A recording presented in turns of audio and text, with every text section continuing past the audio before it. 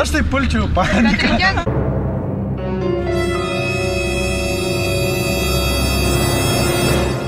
Netikėtai sugedo pakeliui į Ignalinos traukinių stotį Robino mašiniukas,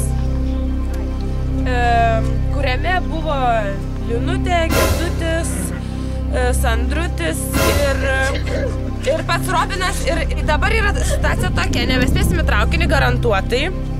Reikia eiti labai daug lagaminų, neštis rankoj, 5 kilometrai. Lietaus prilyjo daug, pelkių daug, visko daug, žodžiu, prasideda challenge'as, įveik visus 5 kilometrus mišku ir nepavėluok per valandą iki traukinio. Jėvras sako, nepanikuoti, jim daiktus ir einam. Mes ištversim. Pasiimat gerti vandens, nes iš pelkės negerkit, o iššūkis pavirsti. Tu supranti, kad čia visai grupė yra guma. Ir jie tęsiasi. Matė, kad tikrai niekaip nespėsim laiku. Išgalingai iš galo važiavom. Sako, sustos. Ir štai, jis sustoja. Sako, susitalpino 3 žmonės. Susitalpino 1, 2, 4, 9 žmonės sutilpo. Spėsim laiku. Visi likė, nesvarbu, kad jie netilpo. Robinas!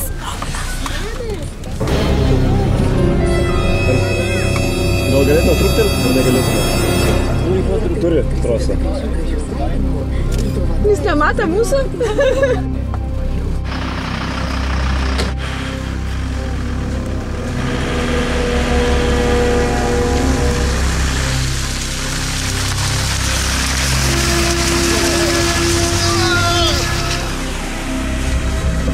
Papasakokit, kas vyksta. Čia dabar vyksta gelbėjimo operacija. Kas ką gelbėja? Kaip sakot? Kas ką gelbėja?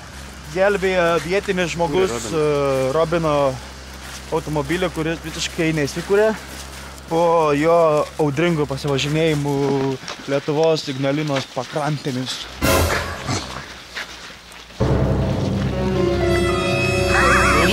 Panikui čia.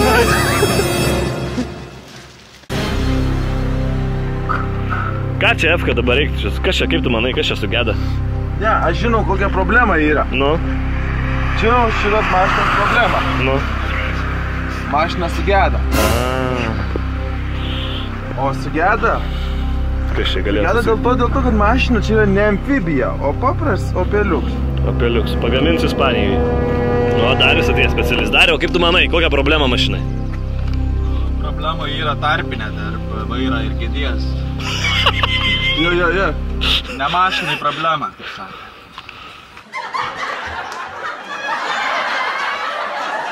Aš tai pulčiau paniką.